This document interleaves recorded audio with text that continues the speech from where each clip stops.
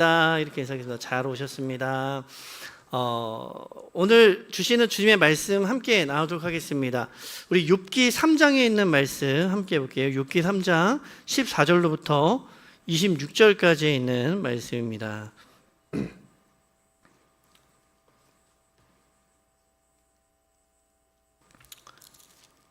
욥기 3장입니다. 3장.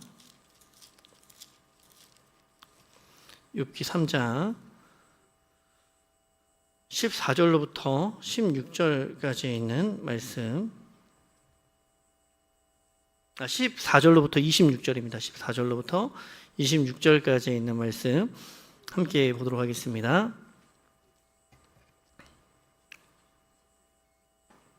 구약성경 763페이지 어간에 있습니다. 욥기 3장 14절로부터 26절, 구약성경 763페이지, 764페이지 어간에 있습니다. 우리 말씀을 한 절씩 교독해서 읽도록 하겠습니다. 제가 먼저 읽겠습니다. 자기를 위하여 폐허를 일으킨 세상 임금들과 모사들과 함께 있었을 것이요,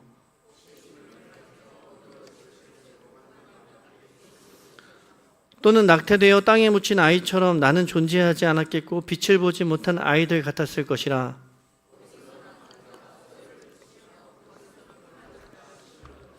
거기서는 갇힌 자가 다 함께 평안히 있어 감독자의 호통 소리를 듣지 아니하며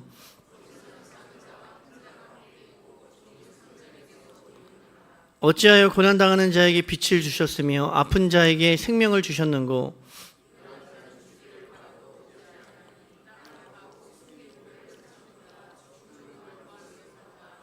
무덤을 찾아 얻으면 심히 기뻐하고 즐거워하나니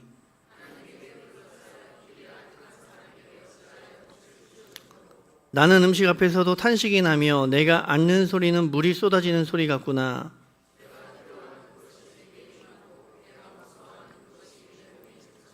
다 같이 읽겠습니다. 나에게는 평온도 없고 안일도 없고 휴식도 없고 다만 불안만이 있구나. 아멘. 오늘 예배 가운데 오신 분들을 진심으로 환영하고 또 축복합니다. 날씨가 진짜 너무 이제 더운 날씨가 되었습니다. 제가 이렇게 아침에 이 시간에 오신 것만으로도 너무 대단하다고 생각이 됩니다.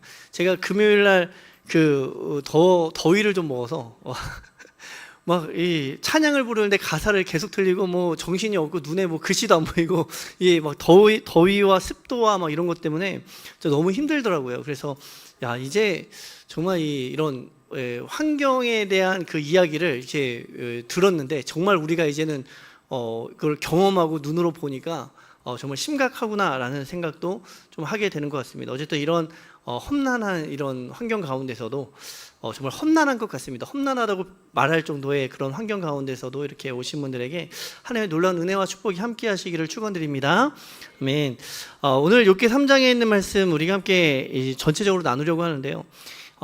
이 욥은 의로운 자라는 그 평가를 받는 사람입니다. 거룩하고 의로운 자라는 평가를 받는 사람이에요. 이 거룩하고 의로운 자는 어떤 사람이라고 생각을 하십니까? 이제 우리가 이 기도나 어떤 뭐 이렇게 할 때 대표 기도나 혹은 뭐 누군가 앞에서 이렇게 이렇게 연설을 하게 되거나 이런 그 시간들이 있을 때 우리가 거룩해 보이기를 원하고, 또한 우리가 그러한 거룩해 보이는 어떤 모습 가운데는 특별히 언어적인 어떤 힘이 좀 있잖아요. 언어를 거룩하게 쓰고 정결하게 쓰고 다듬어진 언어를 쓰는 것, 이런 것들을 우리가 이제 사용해서 어떤 거룩과 의로움에 대한 어떤 표현을 하기도 합니다. 그래서 오늘 뭐 기도를 하신 뭐 집사님도 계시고, 또 이제 어떤 장로님들이 이렇게 기도를 하고 계실 때, 하고 내려오셨을 때 사람들이 오늘 너무 기도가 은혜로웠습니다, 또 저님의 모습이 너무나도 거룩해 보이십니다, 이렇게 인사하기도 하잖아요. 그러니까 이 거룩이라는 모습, 어떤 보이는 형상 안에는 특히 언어적인 부분들이 있습니다. 그래서 우리가 말을 할 때 어떻게 말을 하는가, 그리고 우리가 어떤 표현을 할 때 어떻게 표현을 하는가, 이런 것들이 사람들로 하여금 거룩해 보이고 의로워 보이는 어떤 평가의 하나의 기준이 되기도 한다는 거죠. 그런데 이 오늘 욥기를 보면은 좀 그런 것들이 깨지는 경우가 발생하기도 합니다. 오늘 욥기 1장부터 2장의 말씀을 받고 그리고 3장부터 이제 본격적인 이야기가 시작된다라고 보시면 돼요. 그러니까 1장과 2장은 욥의 이제 앞으로 이야기하는 그 모든 것들의 배경입니다. 욥이 왜 이러한 이야기를 하는가? 왜 이러한 기도를 하는가? 왜 이렇게 욥은 자기에 대해서 이렇게 대변을 하는가? 이러한 모든 것들의 배경이 되는 것이 1장부터 2장이에요. 다시 말하면 욥은 끊임없이 자기가 죄 지은 것이 없다라고 이야기해요.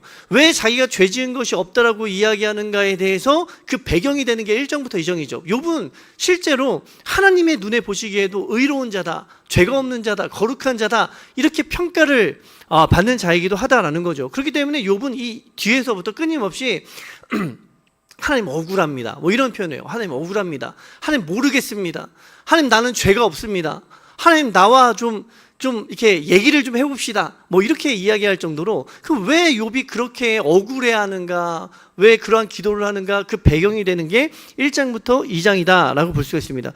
그 배경 가운데 3장을 읽어야 된다라고 우리가 볼 수가 있는 거예요. 그러니까 1장과 2장과 3장이 분리되어 있는 것이 아니라 1장과 2장의 배경을 가지고 우리가 3장의 내용부터 이제부터 본격적으로 시작되는 그 서로 간의 이야기들을 우리가 다뤄야 된다라고 이제 생각하시면 됩니다. 이 서로 간의 이야기들을 다루는 데 있어서 1장부터 2장의 내용을 놓치지 않는 게 굉장히 중요합니다. 왜냐하면 우리가 그 이야기를 듣다 보면 다 맞는 말이기 때문이에요. 다 맞는 말이고 다 옳은 말이고 다 정말로 성경적으로 봐도 다 틀린 게 없는 그런 말처럼 보이기 때문에 이 사람들의 어떤 그 언어들, 이 내용들을 좀 잘 우리가 분별하기 위해서는 1장부터 2장의 관점을 잘 가지고 가는 것이 어쨌든 필요하다라고 생각을 하게 됩니다. 1장 22절이 계속해서 이야기하는 게 있죠. 1장 22절에 보면은 이 모든 일에, 욥이죠, 욥이 이 모든 일에 범죄하지 아니하고 하나님을 향하여 우리 번역에는 원망하지 아니하였다라고 번역이 되어 있지만 제가 이거는 좀 안 좋은 번역인 것 같습니다. 하나님을 향하여 우매하지 아니하였다라고 번역하는 게 더 좋을 것 같아요. 이 우매하지 아니하였다는 것은 어리석지 아니하였다라는 말입니다. 이 티플라라는 단어인데 이거는 굉장히 욥기에서 중요한 단어죠. 그러니까 이 지혜서로서 욥은 지혜로웠다라는 거예요. 이 어리석지 않았다라고 이야기를 하고 있습니다. 지금까지 모든 행동에서 어리석지 않았다라고 이야기해요. 그리고 2장 10절에서도 이 모든 일에 욥이 입술로 범죄하지 아니하였다 라고 이야기를 하고 있어요. 이 관점을 가지고 3장에 들어가면 좋을 것 같습니다. 그러면 오늘 우리가 3장의 내용을 읽었는데 욥이 3장부터 말하는 내용은 어떠한 내용 같습니까? 3장의 1절을 보면은 그 후에 욥이 입을 열어 자기의 생일을 저주하니라 이렇게 되어 있어요. 앞에서 이미 2장 10절에서 이 모든 일에 욥이 입술로 범죄하지 아니하였다 이렇게 이야기를 했는데 3장에 들어서자마자 욥이 어떻게 합니까? 입을 열어 자기의 생일을 저주하였다 이렇게 이야기합니다. 그러면서 3절부터도 내가 난날이 멸망하였더라면 산의 아이를 베었다 하던 그 밤도 그래하였더라면 뭐 이렇게 자기의 생일과 자기의 난 날들을 끊임없이 저주하는 원망하는 그러한 이제 고백을 하고 있는 것을 우리가 보게 됩니다. 그러면 이제 우리가 두 가지 생각이 있는 거예요. 2장 10절에서는 욥이 입술로 범죄하지 아니하였다라고 했는데 그럼 3장부터는 욥이 입술로 범죄하게 된 것인가? 라고 생각할 수도 있지만 또 한 가지는 이런 거죠. 3장에 하는 이 어떻게 보면 원망하고 저주하는 이 내용이 하나님 앞에서는 범죄가 아닐 수 있겠다라는 생각도 하게 됩니다. 또는 또 하나는 이렇게 욥이 하나님 앞에 원망하고 어떻게 보면 자기의 생애를 저주하고 이러한 탄식의 어떤 노래들이, 탄식의 기도들이 결코 어리석은 것이 아니구나라고 우리가 생각해 볼 수도 있겠죠. 우리는 하나님을 다 알아야지만 지혜롭다라고 생각을 하시는 부분들이 있는 것 같아요. 그런데 이 욥기를 보면 욥은요, 하나님이 왜 이러한 일을 하시는지를 알지를 못합니다. 알지를 못하기 때문에 자기의 낱날을 저주하는 거예요. 하나님이 나에게 왜 이러한 일을 행하시는지를 알지 못하기 때문에 하나님을 원망하는 겁니다. 그런데 성경은 그러한 욥에 대해서 어리석다라고 말하지 않는다. 이거 굉장히 중요하죠. 그러니까 우리가 하나님을 다 알기 때문에 지혜로운 것이 아니라 하나님을 다 알지 못하는 그 상황 가운데에서 하나님을 붙잡고 기도하는 그 모든 것들이 어리석은 것이 아니다, 지혜로운 것이다 라고 이야기를 하고 있다는 거죠. 왜 이것이 지혜로운 것인가, 우리가 그걸 좀 보면 좋겠다라는 것입니다. 그럼 욥은 어쨌든 3장부터 이야기하는 것이 원망이죠. 원망이 이 범죄한 것이 아니다라고 지금 이야기를 하고 있는 거예요. 그러니까 욥이 만약에 이 입술로 3장부터 막 자기의 생애를 저주하고 이러한 것이 범죄라고 한다면 욥은 더 이상 의인이 아니게 된 것입니다. 욥이 의인이 아니게 된 것이면 이 하나님이 틀리시게 된 거예요. 1장부터 2장에서 이 사탄에게 야, 욥을 보았느냐, 욥같이 의로운 사람이 없다라고 이야기했는데, 그럼 사탄이 이런 얘기를 한 거잖아요. 하나님, 당신이 욥에게 감사할 이유를 주셨기 때문에, 예배할 이유를 주셨기 때문에 욥이 예배하는 것입니다 라고 이야기하는 거죠. 거기에 대해서 하나님이 욥을 시험해 보아라 이렇게 이야기합니다. 욥을 시험해봐라. 그와 같이 의로운 자가 없다. 정말로 사탄이 욥을 시험을 하죠. 시험을 해서 감사할 만한 그 모든 것들을 다 가져갑니다. 가져가요. 그런데 이 3장에서 욥이 그 모든 걸 뺏기고 나서 욥이 3장부터 하나님을 원망한 이것이 범죄라고 한다면 하나님이 틀리신 거죠. 사탄의 말이 옳은 거죠. 정말로 사탄의 말처럼 욥은 하나님이 감사할 것을 주셨기 때문에 하나님을 예배한 자가 된 것입니다. 그런데 성경은 그렇게 이야기하지 않는다라는 게 굉장히 중요합니다. 욥은 1장과 2장에서 끊임없이 이야기하는 것처럼 욥은 범죄하지 않고 있다라는 거예요. 욥은 입술로도 범죄하지 않고 있다. 욥은 입술로도 우매히 행치 아니하였다 라는 것을 우리가 기억할 수 있어야 됩니다. 그것이 3장을 해석하는 열쇠가 되고 이 욥기 전체를 해석하는 열쇠가 된다라는 거예요. 어쨌든 그 내용을 보면서 욥은 범죄하고 있는 것이 아닙니다. 그 관점을 가지고 욥을 읽어보겠습니다. 1절을 보니까 욥이 자기의 생애를 저주합니다. 욥이 자기의 생애를 저주하였다라는 것은 이거는 마치 자기 자신을 태어나게 하신 하나님에 대한 원망으로 들리기도 합니다. 그렇지 않습니까? 내가 내 힘으로 나온 것이 아니잖아요. 하나님이 나를 태어나게 하신 거잖아요. 그러면 나를 저주한다라는 거, 나의 생애를 저주한다라는 거는 하나님에 대한 원망이고, 이건 마치 하나님에 대한 그 입술로 범죄하는 것처럼 보이기도 합니다. 그러나 사실은 이러한 기도는요, 성경에 굉장히 많다라는 걸 기억하셔야 돼요. 이 예레미야 20장 14절로부터 18절 말씀을 보면은, 예레미야 20장 14절로부터 18절입니다. 한번 우리가 찾아보겠습니다. 예레미야 20장 14절로부터 18절 읽어보겠습니다. 시작. 내 생일이 저주를 받았다며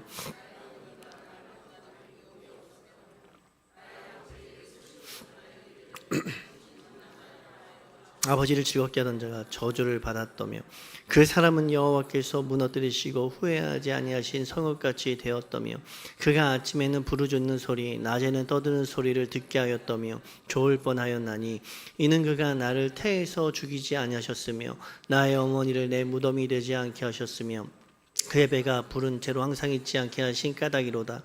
어찌하여 내가 태어나서 고생과 슬픔을 보며 나의 날을 부끄러움으로 보내는고 하니라. 그 예레미야의 기도는요, 욥의 기도와 매우 비슷하죠. 그런데 어느 누구도 예레미야가 하나님께 대해서 범죄했다라고 이야기하지 않습니다. 이게 범죄했다라고 이야기하지 않는다라는 거예요. 그러니까 죄를 범했다라고 해석하지 않는다라는 거예요. 이 예레미야는 왜 그런 해석이 없겠습니까? 예레미야는 나라를 위해서 기도했기 때문에 그렇습니까? 그렇지 않다라는 거예요. 이 욥은 실제로 개인적인 탄식이죠. 개인적인 탄식이지만 성경의 관점은 동일해요. 이 욥이 하나님께 대해서 원망하는 것처럼 보이고 하나님이 하신 일에 대해서 불만을 막 토로하는 것 같지만, 그렇지만 성경 어디에서도 욥에 대해서 하나님께 대항하였다 또는 하나님께 범죄하였다라고 이야기를 하지 않는다라는 거죠. 1절부터 13절까지를 보면은 욥은 자신의 태어난 날을 계속해서 저주를 합니다. 하나님이 태어나게 하신 날을 저주하다니, 이 한 것처럼 보이지 않습니까? 우리는 간혹 이 신앙생활에 그러한 생각을 하시는 것 같아요. 어떤 일이 와도 우리의 입술로는 감사해야지. 그렇잖아요. 어떤 환경 가운데에서도 우리의 입술은 감사해야지. 그러니까 정말 그렇지 않은데 감사한 입술로 우리가 기도하거나 또는 그렇게 생활해야 된다라는 압박감들이 우리 가운데 있는 것 같습니다. 이해되지 않는데 그래도 감사해야지. 그런데 사실은 우리 실질적으로 그렇지 않잖아요. 그렇죠? 그렇지 않잖아요. 그렇게 하지 못하잖아요. 근데 중요한 건 뭐냐면 욥처럼 그러지 못한 상황에서 하나님 그러지 못하겠습니다. 원망스러운 상황에서 하나님 왜 그러십니까? 라고 기도하는 것도 하나님께서 범죄한다라고 이야기하지 않는다라는 겁니다. 실제로 이 욥은 그럼에도 불구하고 하나님께서 욥은 지혜롭게 행하고 있다라고 이야기한다라는 것, 이것을 우리가 기억할 필요성이 있다라는 거죠. 그래서 이 3절부터 이제 계속해서 욥이 노래와 같은 기도로 하나님께 기도하고 있는 걸 보게 돼요. 그러니까 시편만 노래가 아니라 욥의 이 기도도 굉장히 큰 그 탄식의 노래이다라고 보시면 됩니다. 탄식의 노래이다. 이 3절에 보니까 내가 난 날이 멸망하였다면 산의 아이를 베었다 하던 그 밤도 그리하였다면 이라고 이야기해요. 내가 태어난 날이 멸망하였다라고 한다면 내가 태어나지 않았을 텐데 이러한 이야기겠죠. 그리고 4절에서도 그날이 캄캄하였더라면 하나님이 위에서 돌아보지 않으셨더라면 빛도 그날을 비추지 않았더라면 이렇게 이야기합니다. 그러니까 그날이 어둠이었더라고 한다면, 그러니까 빛이 비추지 않는 새로운 날이 오지 않는 그러한 날이었다라고 한다면, 또 하나님이 높은 곳에서 돌보시지 않으셨다라고 한다면, 하나님이 돌보시지 않았더라고 한다면, 그리고 그 빛이 그 위에 비추지 않았더라면 내가 태어나지 않았을 텐데. 그러니까 이거 원망의 주체가 하나님이에요. 하나님이 이거 돌보시지 않았으면 내가 나지 않았으면 내가 이러한 고통도 당하지 않지 않겠습니까? 라고 이야기하는 거죠. 또 5절에서도 어둠과 죽음의 그늘이 그날을 자기의 것이라고 주장하였더라면 이라고 이야기합니다. 그리고 구름이 그 위에 덮였더라면 어둠이 그날을 압도하였더라면 이렇게 계속해서 이야기를 하고 있어요. 그러니까 자기가 태어난 날에 대해서 차라리 그날이 죽어버렸더라면 이렇게 이야기하는 것을 볼 수가 있는 것이죠. 10절도 우리가 보게 되면은 10절에 그러나 결국에는 그 날은 왔습니다.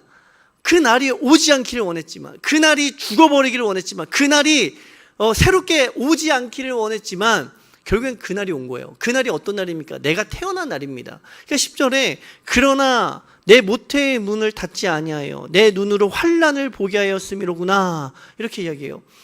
이거를 원어로 좀 보면 중요한 단어가 있기 때문에 제가 원어로 좀 해석을 해드리면 이러한 단어로 해석할 수가 있을 것 같습니다. 그러나 내 모태의 내 어머니의 자궁의 문을 닫지 않았고 나의 눈으로부터 문제를 환난을 숨기지 아니하였기 때문입니다 라고 이야기해요. 이 욥이 주님께서 내 어머니의 자궁의 문을 열어서 나를 낳게 하셨고 또 내 눈으로부터 환난을 숨기지 아니하셨습니다. 환난을 다 보게 하셨습니다. 이렇게 이야기하죠. 그러면 환난을 보게 하셨으면 무엇을 알게 하셔야 됩니까? 내가 환난을 봤으면 이 환난이 나에게 왜 왔는가 이거를 알게 하셔야 되잖아요. 그러니까 본 것에 대해서 알게 하셔야 되는데 본 것에 대해서 알게 하시질 않습니다. 그러니까 환난은 숨기시지 않는데 하나님의 뜻은 숨기셨다라는 거죠. 그래서 11절에 보니까 어찌 내가 자궁에서부터 죽지 아니하였는가? 어찌하여 배로부터 내가 나올 때에 죽지 않았는가? 이렇게 욥이 고백을 하고 있어요. 여기서 반복되는 게 무엇입니까? 어찌하여요. 모르겠다라는 것입니다. 왜 내가 낳는가? 왜 내가 태어나서 내 고통을 왜 당하는가? 도저히 알지 못하겠다라는 거죠. 12절에서도 어찌하여 이렇게 이야기합니다. 그러니까 무엇 때문이에요? 무엇 때문에 양 무릎이 나에게 가까이 있었는가? 이 아이를 받을 때 무릎으로 이렇게 앉아서 받잖아요. 그러니까 무엇 때문에 이 무릎이 나에게 가까이 있었는가? 차라리 무릎이 없어서 나를 놓쳐버리지. 그리고 어찌하여 내가 젖을 빨았던가? 내가 빨았던 젖은 무엇인가? 이런 겁니다. 그러니까 그 젖이 무엇이길래 나를 살게 만들었는가? 차라리 내가 아무런 영양가도 없는 걸 먹어서 이게 차라리 내가 태어나지 않았으면, 차라리 살지 않았으면 좋았겠다. 이런 이야기를 하는 거죠. 굉장히 사실은 자기의 삶에 대해서 거의 뭐 이제 그 저주하는 듯한 발언을 하는 것을 볼 수가 있습니다. 그리고 13절에 보니까 그렇지 아니하였던들 이제는 내가 평안히 누워서 자고 쉬었을 것인데 이렇게 이야기하죠. 만일 그런 일이 없었더라면 나는 지금 평안히 누워서 자고 쉬었을 텐데 이렇게 얘기해요. 그러니까 나의 태어난 날을 원망하는데 결국엔 이 원망은요, 이 나를 주신 하나님에 대한 원망과 맞닿아 있는 거예요. 그러니까 이 본문을 해석하면서 이거 욥이 그래도 하나님에 대한 직접적인 원망은 아니다라고 해석하시는 분들이 있지만, 그렇지만 사실은 하나님에 대한 원망이 이 맞닿아져 있습니다. 이거 하나님께서 이 날을 주셨기 때문에, 허락하셨기 때문에 내가 태어났습니다, 이렇게 이제 고백을 하고 있다라는 거죠. 그래서 13절까지 자신이 태어난 날에 대한 탄식이 있다라고 한다면 14절로부터는요 사후 세계에 대한 묘사를 이야기하고 있습니다. 근데 이제 우리가 여기서 좀 하나 정리를 하고 가야 될 것 같아요. 우리는 그 사후 세계에 대해서 천국과 지옥에 대한 개념이 뚜렷하잖아요. 그런데 구약 성경에는 사실은 그렇지 않아요. 우리가 잘 알다시피 이 구약 성경에는요, 하나님 앞에서 의롭게 행하는 자들은 생명이, 그러니까 연수가 길겠고, 하나님 앞에 범죄하는 자는 일찍 죽을 것이다, 이렇게 되어 있습니다. 그러니까 이 사후 세계가 천국과 지옥이 이렇게 나눠져 있는 것이 아니라 죽은 자들은 다 스올이라는 곳으로 가는 거예요. 스올로 다 가는 거죠. 근데 이 스올에 누가 빨리 가냐 늦게 가냐, 이러한 차이로 좀 나눠져 있는 것 같아요. 그렇기 때문에 성경에서 보통은 의로운 자들은 죽음에 대해서 별로 생각하지 않습니다. 의로운 자들은, 하나님의 뜻을 행하는 자들은 죽음에 대해서 별로 생각하지 않아요. 죽음에 대해서 생각하는 사람들은 보통 악인들입니다. 악인들이 빨리 죽게 하여 주옵소서, 악인들이 빨리 수월에 가게 하여 주옵소서, 다 이런 기도를 하고 있는 걸 보게 돼요. 그래서 잠언 4장 22절의 말씀 잠깐 보겠습니다. 잠언 4장 22절 한번 다 같이 읽을게요. 시작. 그것은 얻는 자에게 생명이 되면 그의 온 육체에 건강이 됨이라. 그것은 무엇이겠습니까? 지혜죠. 지혜를 얻는 자는 생명이 됩니다. 그러니까 지혜를 얻는 자는 장수한다라는 것입니다. 육체가 건강하게 된다라는 거예요. 그 잠언 1장 32절도 보겠습니다. 잠언 1장 32절. 잠언 1장 32절 시작. 어리석은 자의 퇴보는 자기를 죽이며 미련한 자의 안일은 자기를 멸망시키려니와. 근데 어리석은 자는 어떻게 됩니까? 일찍 죽는다는 거예요. 미련한 자는 자기를 멸망시킨다라고 이야기를 하고 있는 거죠. 그러니까 잠언에서는 그 지혜롭게 사는 자들은 생명 있게 건강하게 장수하지만, 그 어리석은 자들은 일찍 죽고 멸망받는다, 이렇게 이야기합니다. 잠언 14장 32절도 보겠습니다. 잠언 14장 32절. 잠언 14장 32절 시작. 악인은 그의 환난에 엎드러져도 의인은 그의. 여기 보면 어떻게 이야기합니까? 악인은 환난에 엎드러져서 살아남지 못한다라는 거예요. 그런데 의인은 그의 죽음의 그 삶 가운데에서도 소망이 있다, 생명이 있다, 이렇게 이야기죠. 그러니까 의인은 생명, 악인은 죽음. 보통 이제 구약 성경에서 이렇게 나눠지고 있습니다. 출애굽기 20장 12절 말씀, 우리가 아주 좋아하는 말씀입니다. 출애굽기 20장 12절 말씀도 한번 읽어볼게요.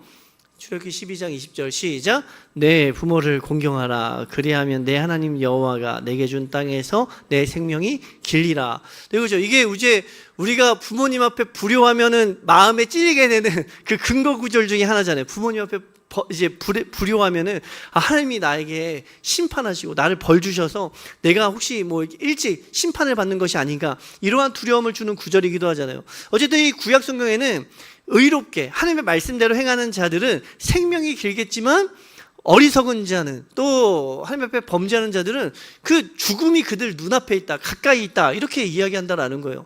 그러니까 구약 시대의 사람들은 사후 세계에 대한 것을 많이 다루지 않는데, 이 죽음이라는 것이 악인들, 어리석은 자들이 받는 하나님의 심판이라고 이해했던 것을 우리가 볼 수가 있습니다. 그런데 우리가 생각을 해보세요. 우리의 삶에서 실제로 그렇습니까?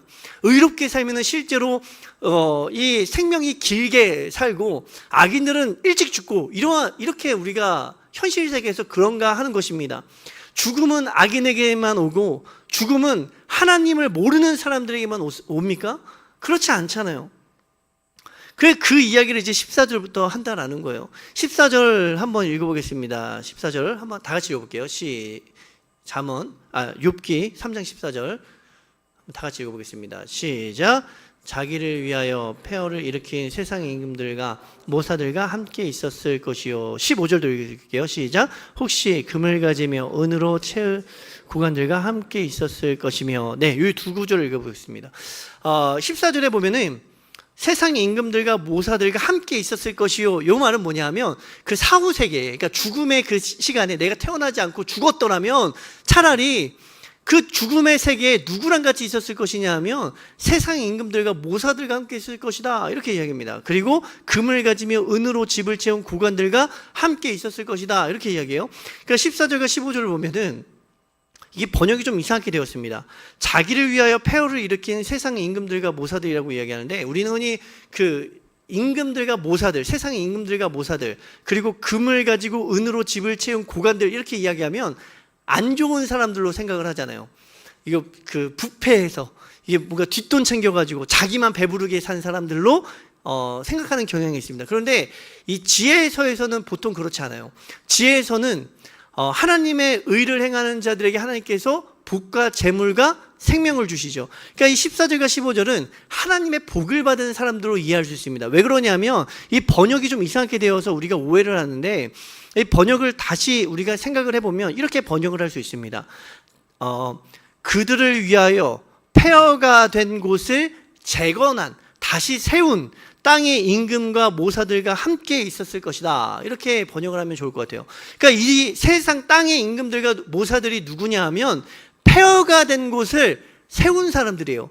그러니까 자기를 위하여 폐허를 일으킨 사람들이 아니라 폐허가 된 곳을 바르게 세운 사람들, 다시 재건한 사람들을 이야기합니다. 그러니까 그들이 얼마나 훌륭한 사람들이에요. 폐허를 다시 정비해서 사람들이 살 수 있는 곳을 만든 사람들입니다. 그러한 임금들과 모사들이, 그런데 오래 살아야 되잖아요. 의로운 사람들이고 하나님께 복을 받은 사람들이라서 오래 살아야 되는데 그들도 죽음을 당한다라는 거예요. 죽음을 당한다. 그래서 결국에는 이 죽음의 영들이 있는 그 사후 세계에 그들이 오게 된다라고 이야기하는 거죠.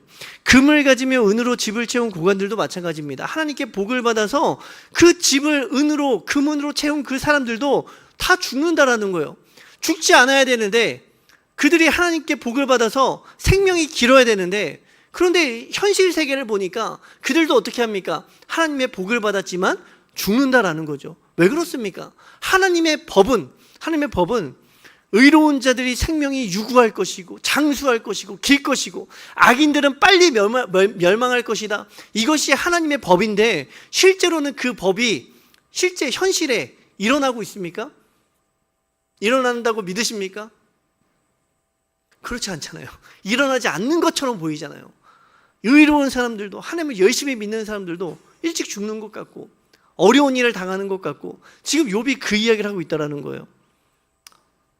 사실 이러한 사람들은 죽음을 안 당해야 되지만 그렇지 않다라는 거죠. 이들도 죽음을 경험하고 묻혀 있다라는 거예요. 16절을 보십시오. 16절 한번 다 같이 읽어보겠습니다. 시작. 또는 낙태되어 땅에 묻힌 아이처럼 나는 존재하지 않았겠고 빛을 보지 못하는 아이들. 17절 시작. 거기서는 악한 자가 소유를 그치며 거기서는 피곤한 자가 쉼을 얻으며. 네, 여기 보면은 16절에 보니까 여기는 그 지하세계죠. 지하세계는 죽음의 장소는 낙태되어 땅에 묻힌 아이처럼 그 존재하지 않은 장소이고 빛을 보지 못하는 젖먹이와 같았을 것이다, 이렇게 얘기합니다. 그러니까 이들은 아무리 하나님의 축복을 받은 자이라 할지라도 동일한 죽음의 장소에 있는 거죠. 그 동일한 죽음의 장소는 어떠한 장소입니까? 마치 이 땅에서 하나님의 축복을 받지 못해서 죽은 자들이 있는 것처럼, 있는 자들과 동일한 죽음과 그러한 동일한 장소에 이들이 묻혀 있다라는 거예요. 그러니까 이들이 죽어서 천국 가고 악인들은 지옥 간다, 이러한 개념으로 이야기하지 않습니다. 모두가 죽어서 동일한 장소에 있다라고 이야기를 하고 있어요. 17절에서도 거기서는 악한 자가 소유를 그치고 거기서는 피곤한 자가 쉼을 얻는다라고 이야기하죠. 그러니까 거기입니다. 그 거기는 어디입니까? 의로운 자들이 묻힌 거기예요. 하나님의 축복을 받은 자들이 묻힌 거기에요. 거기들이 누구도 가냐면 악한 자들도 갑니다. 악한 자들이 가서 거기서 분노를 멈추는 곳이다 라고 얘기합니다. 더 이상 뭘 할 수가 없는 곳이다. 거기에는 힘의 힘에 지친 자들이 휴식을 취하는 곳이다. 힘으로 이 세상을 지배했던 사람들 있잖아요. 힘 자랑했던 사람들이 힘 빠져가지고 거기 가는 곳, 그 동일한 곳에 하나님을 열심히 섬기고 믿었던 의로운 자들도 같이 묻혀 있다라고 이야기를 하고 있는 거예요. 그러니까 하나님의 공의가 어디 있습니까? 라는 거죠. 아니, 하나님, 의로운 자들이 장수하고 유구한 생명을 얻어야 되는데 그들이 악인들과 똑같이 그 죽음을 당해서 동일한 곳에 묻혀 있지 않습니까? 그러면 하나님의 공의는 어디 있습니까? 이런 이야기를 하고 있는 것입니다. 그 이 땅에서 죄수로 있던 자들도 18절이죠. 18절에도 거기서는 갇힌 자라고 이야기합니다. 갇힌 자는 죄수예요. 이 죄수로 있던 자들도 다시 말하면 악한 자들이죠.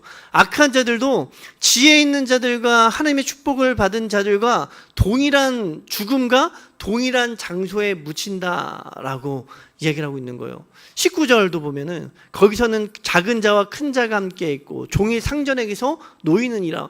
그러니까 이 죽음의 장소는 다 그렇다라는 거죠. 작은 자나 큰 자나 다 거기에 있는 것이고 주인으로부터 자유한 자나 종으로 있던 자나 다 동일한 장소에, 모든 사람들이 다 그렇게 죽음을 당하고 다 그렇게 죽음의 장소에 모여 있다, 이렇게 이야기합니다. 작은 자나 큰 자나 다 동일하다. 그러니까 20절에 다시 한번 욥이 이야기하는 거예요. 어찌하여 고난당하는 자에게 빛을 주셨으며 마음이 아픈 자에게 생명을 주셨는고, 이렇게 이야기하죠. 어찌하여서 하나님은 일꾼에게, 그러니까 창조물들에게 빛을 주셨는고, 또한 쓴 인생들, 이게 쓴 인생들입니다. 마음 아픈 자는 쓴 인생들이에요. 마라라는 단어인데 이 고통받는 인생들에게 생명을 주셨는가, 이렇게 이야기하죠. 이해가 되지 않지 않습니까?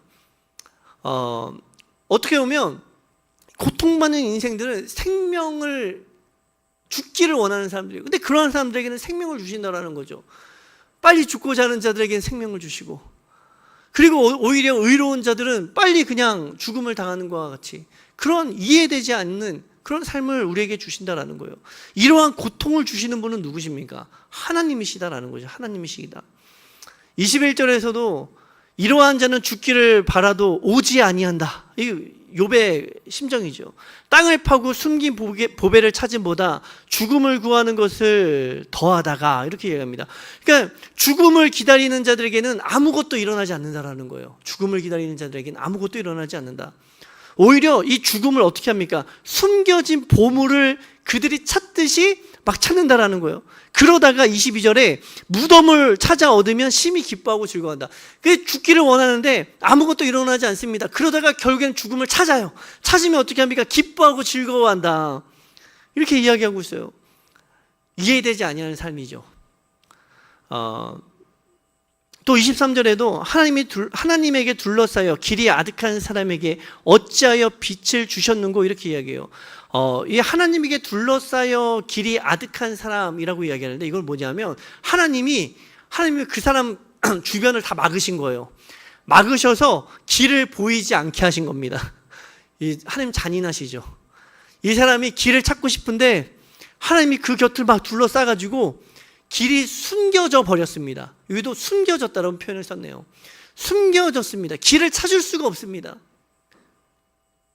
그렇게 하나님께서 길을 막으셨으면 죽게라도 하시던가. 그런데 어찌하여 빛을 주셨는가, 이렇게 이야기를 하고 있어요. 어찌하여, 왜 살게 하십니까? 하나님 차라리 길을 다 막으시고 길도 숨기시고 찾지 못하게 하시면 차라리 죽게 하시지 왜 살게 하십니까? 이렇게 이야기하죠. 24절 한번 다 같이 읽어볼까요? 저 24절 보면서 막 감동을 먹었어요. 24절 한번 읽어보겠습니다. 시작. 나는 음식 앞에서도 탄식이 나며 내가 앉는 소리는 물이 쏟아지는 소리 같구나. 이거 제가 직역을 해드릴게요. 직역하면은 막 그 감정이 막 올라오더라고요. 이게 욥이요 이렇게 기도를 합니다. 음식이 내 앞에 있지만 신음이 나오고 신음의 눈물이 음식 앞에서 쏟아져 나오는구나, 이렇게 번역이 됩니다. 우리 그럴 때 있잖아요. 이렇게 그냥 너무 힘든데 밥상 머리 앞에 앉아가지고 밥상 앞에 앉아가지고 음식이 넘어가질 않아요. 뭐만 나오는 거죠? 막 처음에는 이제 막 이 눈물이 나오기 직전에 탄식이 막 나오죠. 신음이 막 나오잖아요. 그러다가 결국에는 음식을 먹지 못하고 어떻게 합니까? 눈물이 쏟아져 나오죠. 그래서 욥이 그렇다라는 거예요. 음식이 앞에 있지만 막 신음이 나오고 음식을 먹지 못할 정도로 너무 힘들어서 고통스러워서 이 현실이 너무 이제 죽고 싶어서 신음이 나오고 결국에는 음식도 먹지 못하고 어떻게 합니까? 그 음식머리 앞에서 눈물이 막 쏟아져 나오는 거예요. 얼마나 처량합니까? 얼마나 비참합니까? 지금 그걸 이야기하고 있죠. 그리고 25절에 내가 두려워하는 그것이 내게 임하고 내가 무서워하는 그것이 내 몸에 미쳤구나 이렇게 이야기해요. 이 욥이 지금 무슨 이야기를 하는가 하니 내가 두려워하는 그 무서움이 나에게 왔다. 내가 두려워하던 그것이 내게 임하였다라고 이야기합니다. 그게 뭐냐면 욥은요 의롭게 살았습니다. 왜 의롭게 살았습니까? 하나님께 재앙을 받지 않기 위해 의롭게 살았던 거예요. 하나님 앞에 심판받지 않기 위해서 하나님 앞에 복을 얻기 위해서 그 욥이 정말로 하나님의 은혜를 받기 위해서 열심히 살았더라는 거예요. 욥이 두려워했던 게 무엇입니까? 하나님의 심판. 욥이 두려워했던 것이 무엇입니까? 하나님께서 자기를 심판하시는 그것을 두려워했는데 결국에는 그 두려워했던 그것이 나에게 왔더라는 거죠. 그 두려워하던 것이 내게 임하였다라는 겁니다. 하나님이 막으시고 거두어 가시고 채찍으로 치시는 것과 같은 그 욥이 그렇게 두려워하던 날이 욥에게 임하였다라는 거예요. 그런데 문제는 뭐냐면 욥이 이걸 왜 나에게 왔는지가 이해가 되지 않습니다. 이렇게 내가 이 날을 두려워해서 하나님 앞에 의롭게 살았고 정직하게 살았고 경건하게 살았는데 그런데 하나님의 말씀대로 하면 이것이 나에게 오지 않아야 되는데 왔다라는 거예요. 그러니까 이해되지 않죠. 그래서 26절에서도 나에게는 평온도 없고 안일도 없고 휴식도 없고 다만 불안만이 있구나. 나는 평안이 없다라고 얘기합니다. 샬롬이 없는 거예요. 쉼도 없고 휴식도 없고 고통만이 가득하다. 그러니까 이 의로운 자들에게는 샬롬이 있어야 되는데 샬롬을 거두어 가셨습니다. 이 고통은 누가 주셨습니까? 하나님이시죠. 하나님. 이 탄식은요 욥이 앞에서 1장에서 주시는 분도 여호와시요 거두시는 분도 여호와신입니다 라는 말의 연장에 있는 거예요. 욥은 지금 이 모든 것이 하나님으로부터 왔다라고 이야기를 하고 있습니다. 욥은 사탄으로 왔다라고 이야기하지 않아요. 사탄으로부터 왔다라고 이야기하지 않는다라는 거죠. 이 모든 것이 하나님으로부터 왔습니다 라고 이야기를 하고 있는 것입니다. 이렇게 하나님이 주시는 고통을 겪지 않기 위해 힘쓰고 의롭게 살고 최선을 다했는데 이 고난이 왔습니다. 왜 왔습니까? 도저히 이유를 모르겠습니다. 근데 한 가지 아는 게 있어요. 한 가지 아는 거는 이것이 하나님으로부터 왔다는 것만을 알고 있다는 거예요. 그래서 하나님을 붙들고 지금 탄식을 하고 있는 것이죠. 하나님께 이 모든 것의 원인을 돌리고 있습니다. 죄악입니까? 하나님께 원인을 돌리는 게 죄악입니까? 아니 우리가 생각할 때는 사탄에게 잘못을 탓해야지 하나님을 탓하다니 이거 불경건한 것이 아닌가 이렇게 생각할 수 있을 것 같아요. 그런데 욥은 사탄 탓을 하지 않습니다. 마귀 탓을 한 것이 아니에요. 이 모든 것의 원인이 하나님께 있다라고 하나님 탓을 하고 있습니다. 근데 이것이 죄악입니까? 그렇지 않다라는 거예요. 만일 이것이 죄악이라고 한다면 제일 큰 죄인은 다윗이라고 생각이 됩니다. 이 시편 22편에 있는 말씀 한번 읽어볼까요? 시편 22편. 시편 22편에 보면은 제가 읽어드릴게요. 시편 22편의 가장 대표적인 구절이 뭐냐면 내 하나님이여 어찌 나를 버리셨나이까. 다윗이 이렇게 고백을 하고 있습니다. 내 하나님이 어찌 나를 버리셨습니까? 이 다윗이 대적들의 조롱을 당하고 하나님마저 자신을 외면하는 것 같은 그 상황 가운데 하나님 앞에 탓을 합니다. 하나님 어찌하여 나를 버리셨습니까? 1절이죠. 내 하나님이여 내 하나님이여 어찌 나를 버리셨나이까? 어찌 나를 멀리하여 돕지 아니하시오며 내 신음소리를 듣지 아니하시나이까? 어찌하여 하나님 내 기도를 듣지 않으십니까? 하나님 탓한다라는 거죠. 시편 13절 1절에서도 다윗이 이렇게 이야기합니다. 여호와여 어느 때까지니까 나를 영원히 잊으시나이까? 주의 얼굴을 나에게서 어느 때까지 숨기시겠나이까? 이렇게 이야기하고 있는 거예요. 하나님 탓하죠. 그렇지만 어느 누구도 다윗에 대해서 범죄한다라고 이야기하지 않는다라는 거예요. 마태복음 27장 46절 예수님께서 십자가에 달리시는 그 날에 예수님의 고백입니다.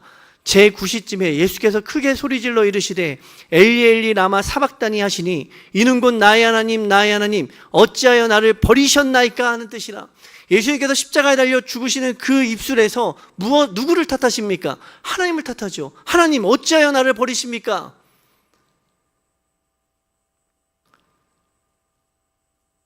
분명 그 요한계시록 우리가 아침에 11시 예배 때 요한계시록 함께 다루고 있는데 요한계시록을 보면요.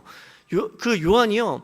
예수님께서 십자가에 죽는 그 순간은 누구의 그 어떤 도전인가 하니 사탄이 예수님을 잡아먹기 위해서 덫을 놓은 것처럼 이야기를 합니다. 그러니까 예수님의 십자가 죽음은 사탄의 계략 가운데 있다라고 요한계시록에서는 이야기해요. 그렇지만 예수님의 목소리는요, 사탄 탓을 하지 않습니다. 하나님을 향하여 있죠. 하나님 왜 나를 버리십니까? 하나님을 향하여 있다라는 거예요. 하나님은 왜 이러한 일을 하십니까? 왜 이러한 일을 하시는 것입니까? 왜 의롭게 사는 우리에게 왜 이러한 일을 하시는 것입니까? 이해되지 않잖아요. 성경은요, 우리에게 함부로 판단할 수 없는 구절들을 곳곳에 심겨 놓았습니다. 이 요한복음 9장 1절부터 3절 말씀 잠깐 보겠습니다. 요한복음 9장 1절부터 3절에 있는 말씀 한번 읽어볼게요. 요한복음 9장 1절부터 3절 시작.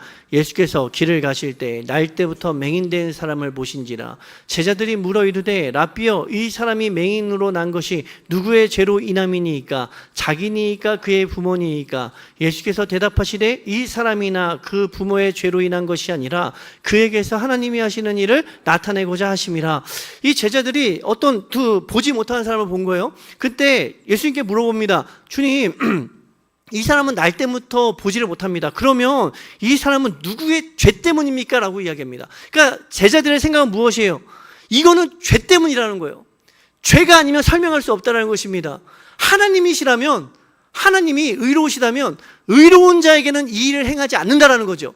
이 사람이 죄인이기 때문에, 또는 이 부모가 죄인이기 때문에 심판받아서 이렇다라는 거예요. 근데 예수님은 뭐라고 이야기합니까? 그 사람이나 그 부모의 죄로 인한 것이 아니라 죄 때문이 아니라는 거예요.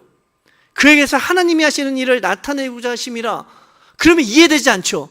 이 사람이 죄가 없는데 왜 이러한 불편과 어려움과 고통을 겪어야 됩니까? 이해되지 않잖아요.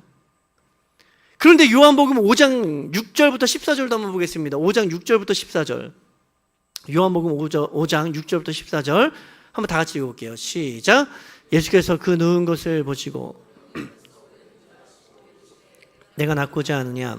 병자가 대답하되 주여 없어. 내가 가는 동안에 다른 사람이 먼저 내려가나이다. 8절 예수께서 이르시되 일어나.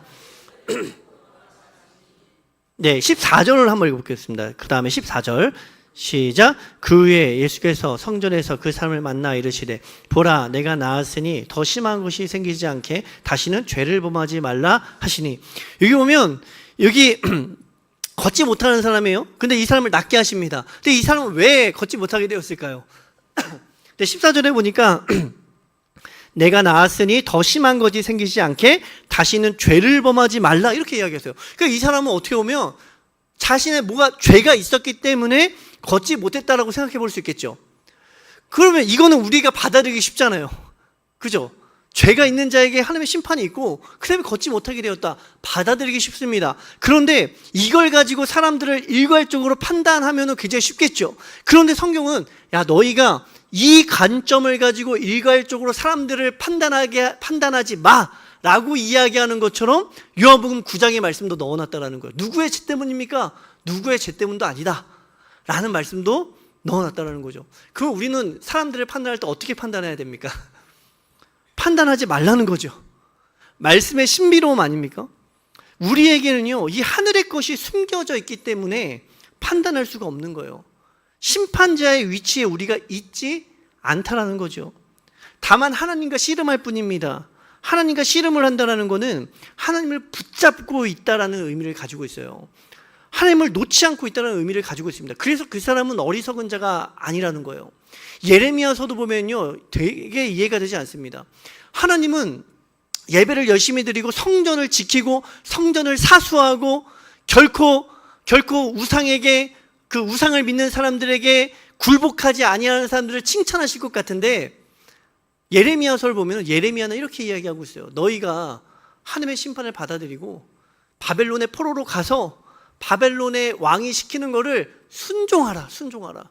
아니, 바벨론의 왕이 우상을 믿는 이방 왕이잖아요. 근데 그 왕이 시키는 거를 순종하라.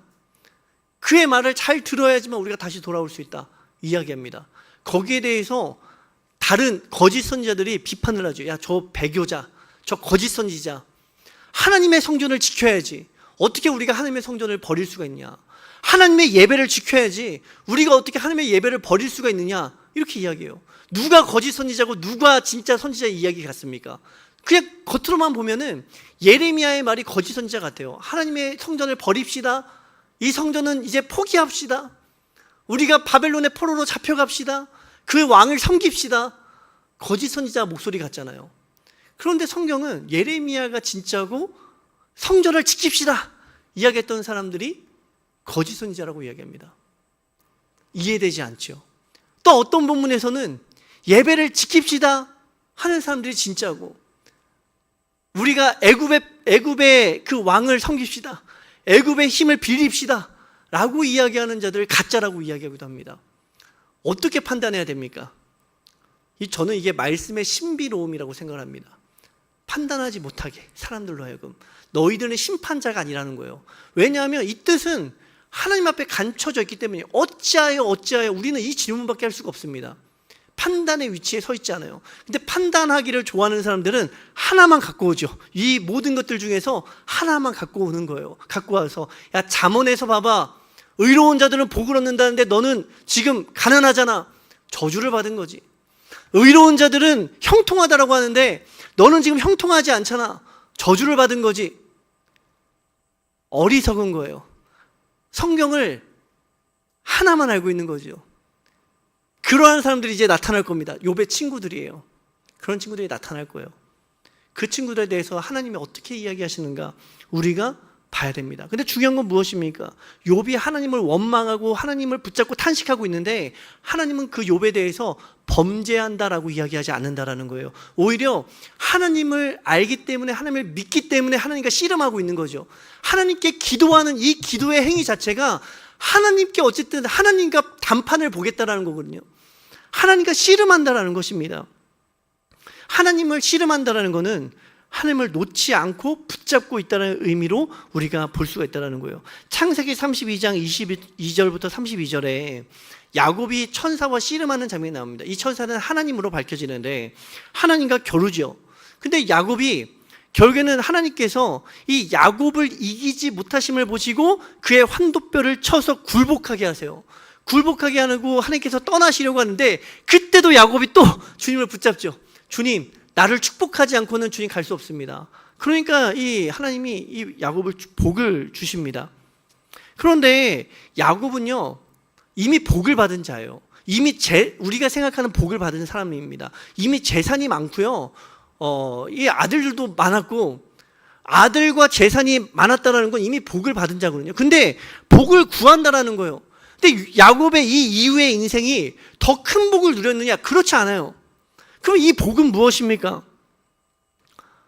어쨌든 이 야곱이 그 인생 가운데 뭔가 전환점이 되었다라는 거죠. 하나님을 향한 전환점이 되었고, 그의 인생의 관점이 바뀌었고, 하나님과 씨름하는 이 과정들을 통해서 자신이 깨닫지 못했던 다른 어떤 하나님의 깊은 신비로움을 깨달았다 정도로 이해하는 게 더 좋겠다라는 생각도 하게 됩니다. 어쨌든 야곱도 하나님과 씨름을 한 거예요. 이 씨름은 하나님께서 이 범죄하였다라고 이야기하지 않습니다. 오히려 그 안에서 너가 하나님과 사람과 겨루어 이기었다라고 이야기할 정도로 그 씨름에 대해서 인정하신다라는 거죠.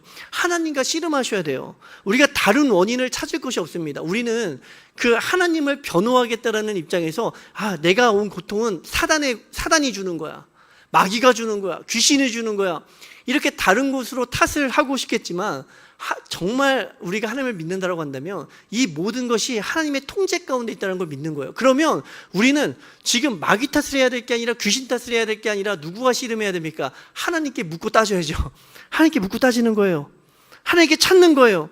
찾기 위해서 어떻게 해야 됩니까? 가만히 있으면 찾아집니까? 그렇지 않죠. 하나님을 붙잡고 씨름해야죠. 하나님을 붙잡아야 돼요. 탄식하기도 하고요, 소리 지르기도 하고, 고통에 대해서 호소하기도 하는 것입니다. 그런데 중요한 건 무엇이냐면 그것이 결코 우리를 부정하게 하지 않을 거예요. 불경건하게 하지 않을 것입니다. 오히려 그 안에서 우리는 더 깊은 신앙과 겸손을 얻게 될 것입니다. 누군가 우리가 기도하는 것에 대해서 야, 너 그렇게 기도하면 되겠어? 마치 한나가 기도하고 있는 그 소리를 술주정뱅이다 라고 이야기했던 그 엘리 제사장과 같이 어리석은 자들은 간혹 이야기하겠죠. 야, 너 그렇게 기도하면 되겠어? 하나님 앞에 경건하게 해야지. 감사의 기도를 해야지. 좋은 기도를 해야지. 신앙적인 기도를 해야지. 아니요, 그런 기도는 없습니다. 우리의 감정을 담은 하나님과 씨름하는 기도를 하십시오. 그러면 하나님께서 그 안에서 놀라운 일들을 행하신다라는 거예요. 우리가 알지 못하는 신비로운 비밀로운 일들을 우리 가운데 부어주신다라는 거죠. 그것이 정말 의로운 자다. 욥의 모습이죠. 의로운 자다, 경건한 자다 라고 이야기하십니다. 우리가 이 시간에 이 말씀을 통해서 혹시라도 삶에 정말 기도할 거리가 넘쳐나시는 분들 있습니까? 하나님 앞에 씨름하십시오. 씨름하면은 정말 솔직하게 주님과 씨름하고 주님과 붙잡고 주님을 막 흔들어대고 하다 보면은 어느 순간에 하나님께서 이제 욥의 마지막 고백이겠지만, 욥이 내가 지금 귀로만 들었지만 이제는 눈으로 주님을 배웁니다 라고 하는 놀라운 은혜의 시간이 있게 될 줄로 믿습니다.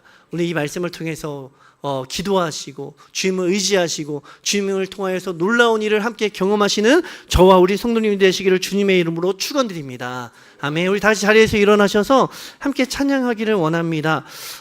좀 제가 새로운 찬양을 하나 갖고 왔어요. 이게 나는 주를 섬기는 것에 후회가 없습니다 라는 그 찬양인데요.